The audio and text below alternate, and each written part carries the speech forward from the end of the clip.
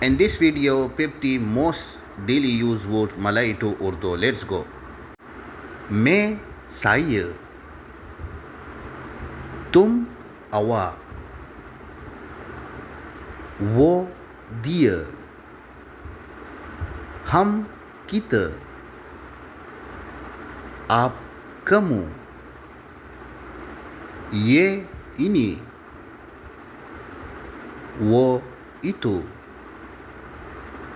kia apa, kah mana, kab bila,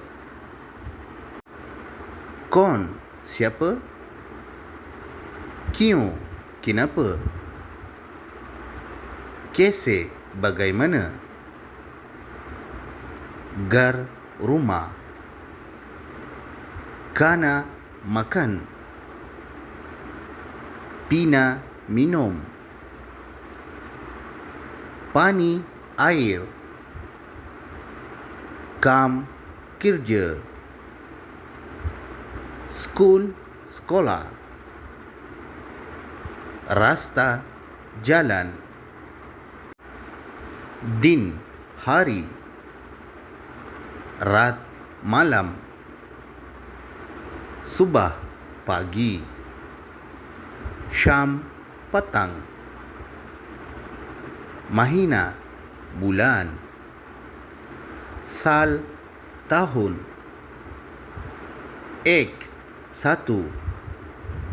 dua,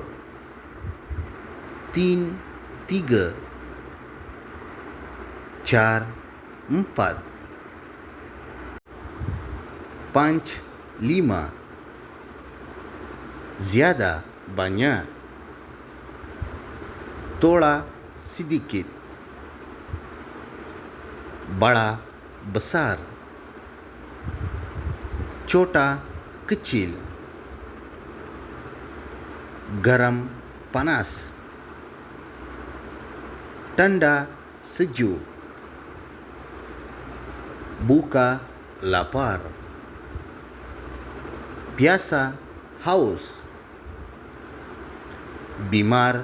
sakit या demam, खुश gembira, गमगीन sedih, mohabbat cinta, पैसा uang, कपड़े baju, dost kawan, hanadan keluarga, mah ibu, bap ayah, bacca anak,